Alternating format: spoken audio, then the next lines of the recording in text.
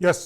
పద్మనాభరెడ్డి గారు, ఈ సంఘటనకు పాల్పడినటువంటి సహకరించినటువంటి అధికారులపైన ఎలాంటి చర్యలు ఉండాలని డిమాండ్ చేస్తారు?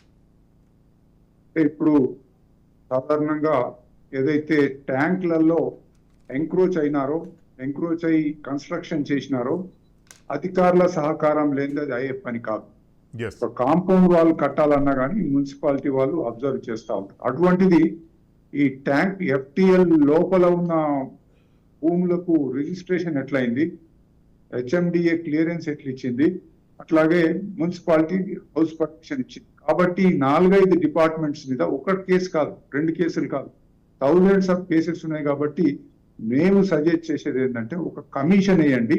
ఎక్కడెక్కడైతే కూలబెట్టిన ఇండ్లు ఉన్నాయో, ఎక్కడెక్కడైతే మిడిల్ క్లాస్ పీపుల్ ఎఫెక్ట్ అవుతా ఉన్నారో వాళ్ళందరికీ కూడా పర్మిషన్ ఇచ్చిన వాళ్ళ దగ్గర రికవరీ చేయాలా, లేదా వాళ్ళకి గట్టి పనిష్మెంట్ ఇవ్వాలి. అయితే ఇక్కడ ఇంకొక విషయం ఏంటంటే ప్రతి చెరువు ఇరిగేషన్ ట్యాంక్ కాదు, కొన్ని ఇవి ఉంటాయి, ఏంటంటారు, మన టూరిజం లేక్స్ ఉంటాయి. ఉదాహరణకు దుర్గం చెరువు ఉంది, it is a tourism lake. Tourism lake కు FTL ఉండదు, బఫర్ జోన్ ఉండదు. వాళ్ళు ఒక లెవెల్ మెయింటైన్ చేస్తారు, ట్యాంక్ నీటి పైన ఒకటి బండ్ వేస్తారు, people will walk and go through all those things. ఇప్పుడు దుర్గం చెరువు లోపల టూరిజం వాళ్ళే హోటల్ కట్టినారు, పొల్యూషన్ కంట్రోల్ బోర్డు STP కట్టినారు, ఈ విధంగా చెరువులోనే కట్టేసినారు.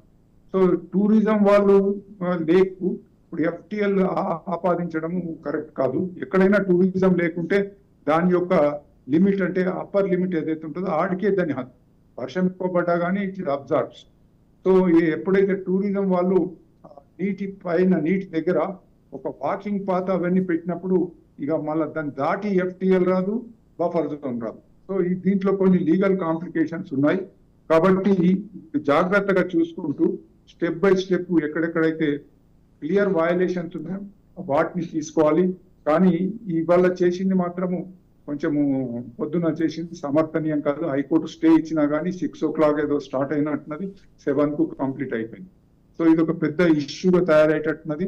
హైడ్రా ఏ మంచి ఉద్దేశంతో వాళ్ళు స్టార్ట్ చేసినారో ఇటువంటి ఒక 2-3 ఇన్సిడెంట్ జరిగితే దాని మీద కూడా ప్రజలకు డౌట్ కలిగే ప్రమాదం. ఎస్.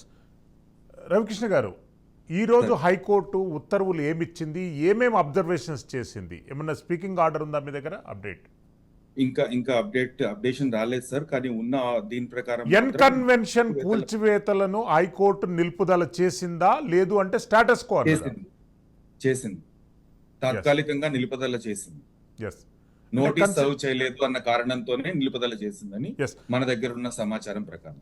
అయితే దీంట్లో ఇదే ఒక గవర్నమెంట్ ఆర్గనైజేషన్ ఇచ్చిన పర్మిషన్స్ ని ఇంకొక గవర్నమెంట్ ఆర్గనైజేషన్ కి క్వశ్చన్ చేసే అధికారం ఉందా లేదా అనేది ఇక్కడ హైరార్కీ చూడాల్సి వస్తుంది మనం. ఇప్పుడు ప్రిన్సిపల్ సెక్రటరీ స్థాయి అధికారి కూడా ఇచ్చిన పర్మిషన్స్ ఉన్నాయి కొన్నిటికి.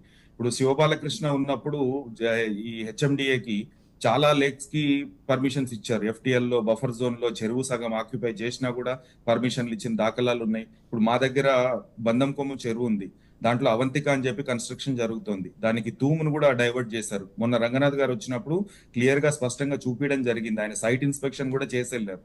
దాంట్లో మట్టి నింపుతున్నారు, ఆ విషయం కూడా చూపించాం. అవతల సైడ్ లలిత కన్స్ట్రక్షన్స్ ఉంది, దానిపైన కూడా చూపించాం. ఇవన్నీ ఈ 13 చెరువులు కూడా మా దగ్గర అమీన్పూర్ లో NGTలో కవర్డ్. NGT ఆదేశాల ప్రకారం 2012 నుంచి 20 వరకు నోటీసులు ఇష్యూ చేస్తూనే ఉన్నారు. చీఫ్ సెక్రటరీ కూడా అడ్మిట్ చేశారు, 800కు పైగా ఎన్క్రోచ్మెంట్స్ ఉన్నాయి ఒక్కొక్క లేక్ లో అని చెప్పని. అందరికీ నోటీసులు ఇచ్చారు, కానీ ఏ చర్యలు తీసుకోలేదు. మరి అటువంటి వాటిపైన చర్యలు తీసుకోవచ్చు కదా. అవి ఆ జోలికి రాకుండా మీరు యాక్చువల్ గా ఇది ఇంకోటి, మీకు భారతదేశంలోనే ఒక అర్బన్ ఏరియాలో బయోడైవర్సిటీ లేక గుర్తింపు పొందిన లేక్ అమీన్పూర్ లేక్.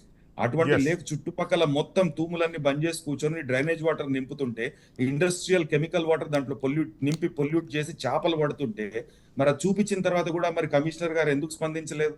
హైడ్రా వాళ్ళకి అది ఇంపార్టెన్స్ కనిపించట్లేదు. అంటే there are some priorities given by the government to them. I'm not blaming especially the commissioner or any particular officer in this place, but I am blaming the government here who are guiding them, who are forcing them to act on particular things first, prioritizing. ఇప్పుడు మీరు prioritise చేయాలి అంటే మీ ముందు వ్యవస్థలు, సంస్థలు, CDMA, HMDA, తర్వాత GHMC, తర్వాత మళ్ళీ మున్సిపల్ అడ్మినిస్ట్రేషన్, ఎంఏయుడి, ప్రతి ఒక్కళ్ళని మీరు ఆఫీసర్స్ అందరినీ రిటైర్ అయినా కూడా వాళ్ళ పెన్షన్ కూడా జప్తు చేయాలి. మరి అమాయకులే. ఇప్పుడు మీరు రిజిస్ట్రేషన్ చేయకపోతే అసలు ఇల్లు ఎట్లా కడతారు? ఇల్లు కట్టడానికి పర్మిషన్ ఇవ్వకపోతే ఇల్లు ఎట్లా కడతారు? మీరు ఎల్ఆర్ఎస్ తీసుకోకపోతే రెగ్యులరేషన్ ఎట్లా అవుతుంది? ఇప్పుడు ఏక్ ఫసల్ పట్టా అని ఉంటుంది చెరువు దగ్గర.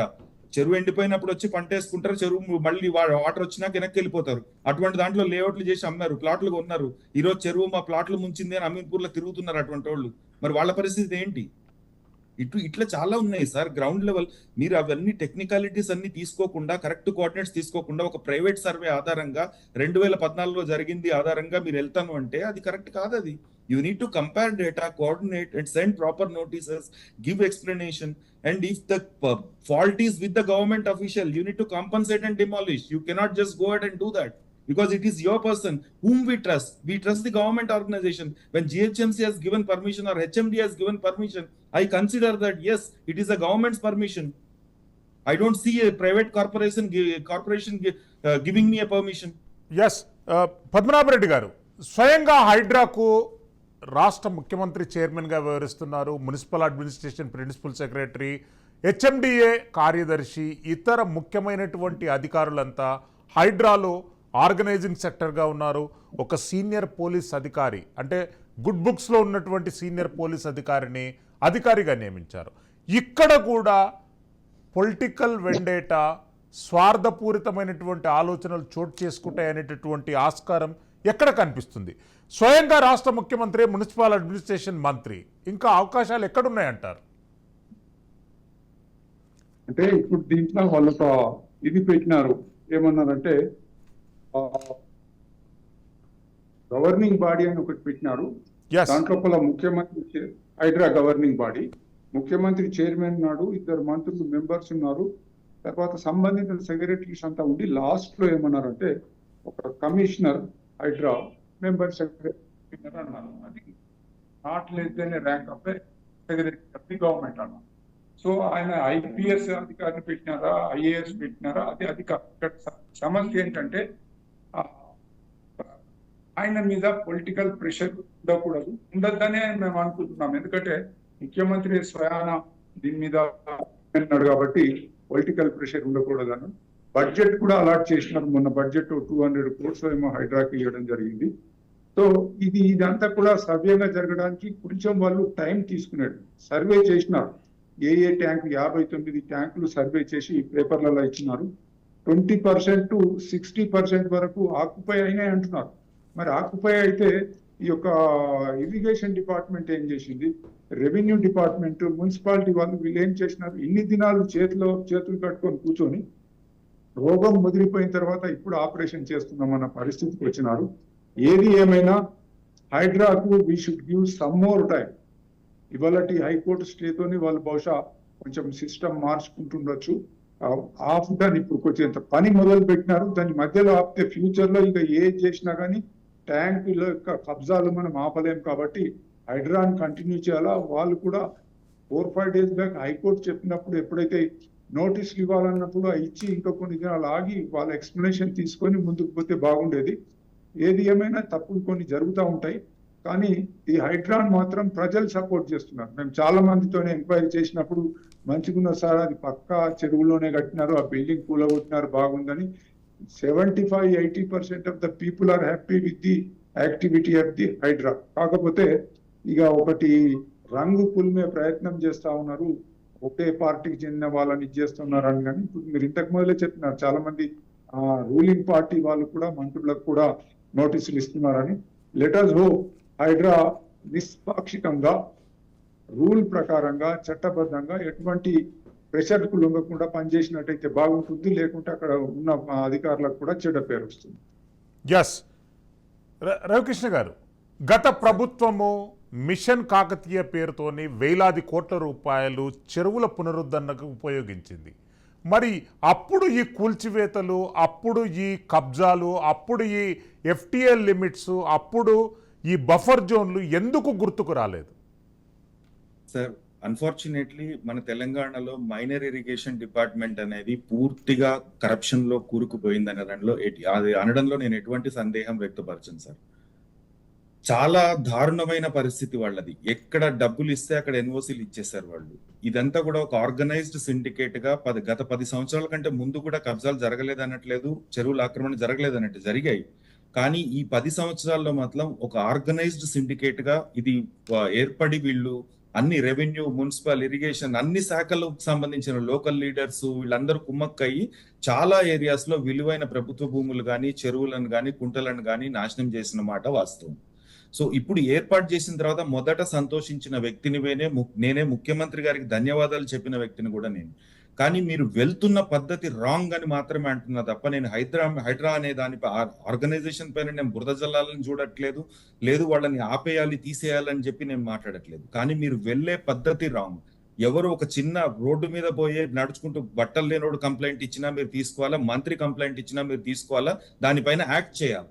అంతేగాని మాకు మంత్రి చెప్తే ఒకటి, మాకు ఇంకొకళ్ళు చెప్తే ఒకటి, ఈ మంత్రి చెప్తే పని చేయను, ఆ మంత్రి చెప్తే యాక్ట్ చేయను అని మీరు వెళ్తాను అంటే మీ purpose of creating that organisation goes into vain. This is for sure. ఇప్పుడు ప్రస్తుతం ఉన్న పరిస్థితి అయితే అది. దాన్ని మార్చుకుని వాళ్ళు ముందుకెళ్తే ప్రజలే గమనిస్తారు కదా. ఇప్పుడు నేను చెప్పడం అని కాదు, చాలా చోట్ల చాలా ఏరియాస్ లో చాలా కంప్లైంట్స్ ఉన్నాయి. కుత్బుల్లాపూర్ ఉంది, నిజాంపేట ఉంది, చాలా చోట్ల చెరువులు కబ్జాలండి. నిజాంపేటలో అయితే మనం చూసాం, వర్షం పడ్డప్పుడు ఫస్ట్ ఫ్లోర్ వరకు కూడా నీళ్ళు వెళ్ళిన దాఖలాలు ఉన్నాయి. ఎందుకంటే కట్టిందే చెరువులోనే, కట్టేటప్పుడు అందరు చూస్తూ ఉన్నారు, అందరు పర్మిషన్లు ఇచ్చారు. ఆ పర్మిషన్లు బేస్ చేసుకునే కదా సామాన్యుడు కొన్నది, హార్డ్ అండ్ మనీతో కొన్నాడు. మరి వాళ్ళని గవర్నమెంట్ కాంపెన్సేట్ చేయాలి కదా అప్పుడు అలో చేసినందుకు. ఆ పెన్షన్స్ వాళ్ళందరూ ఎవరైతే ఎంప్లాయీస్ రిటైర్ అయ్యారో అవి కట్ చేసి వీళ్ళకి పే చేయండి. ఆల్రెడీ సర్వీస్ లో ఉంటే జైల్లో పెట్టి వాళ్ళ ఆస్తులను జప్తు చేయండి. మరి మీరు అంత పెద్ద నిర్ణయం తీసుకున్నప్పుడు ఇవన్నీ బ్యాక్ ఎండ్ కూడా మీరు ప్రిపేర్ అయ్యి చేయాలంటున్నారు. మీరు అది ఇప్పుడు ఏక్ ఫసల్ పట్టా అని ఇంతకుముందు ఒక చిన్న మాట చెప్పాను, అటువంటిది ఉన్నా సరే, సిక్కం లో పట్టా ఉన్నా సరే గవర్నమెంట్ అక్వైర్ చేసుకొని కాంపెన్సేషన్ పే చేస్తే అయిపోతుంది అక్కడ. That becomes government land. పట్టాన్ని మీరు డిక్లేర్ చేస్తున్నప్పుడు, లేదా పట్టాకుండే రైట్ ని మీరు ఒక చట్టం తీసుకొని వచ్చి తీసేసేయండి. చెరువుల్లో మీకు పట్టాలు ఉంటే అవన్నీ గవర్నమెంట్ ల్యాండ్స్ అని ఒక చట్టాన్ని తీసుకురండి. ఎప్పుడు ఇంకా వాళ్ళకి హక్కే లేకుండా చేయండి. ఒక పంట పండించుకునే హక్కు కూడా వాళ్ళకి కల్పించకండి, సరిపోతుంది. అలా చెయ్యము, ఇలా చెయ్యము, అది పట్టా అంటారు, ఇదంటారు. సరే, కన్స్ట్రక్షన్ చేసుకునే అధికారం లేదు, మరి కన్స్ట్రక్షన్ చేసుకోవడానికి పర్మిషన్స్ ఇచ్చిందే మీ ఆర్గనైజేషన్స్. మరి పర్మిషన్ ఇచ్చిన దానికి ఇచ్చే స్థాయిలో ఉన్న వ్యక్తే ఇచ్చాడు కదా దాని అఫీషియల్ కెపాసిటీలో. మరి గవర్నమెంట్ అఫీషియల్ చేసిన తప్పుకి సాధారణ పౌరుడు ఎందుకు బలవ్వాలి? అది ప్రభుత్వం చేసినట్టే కదా.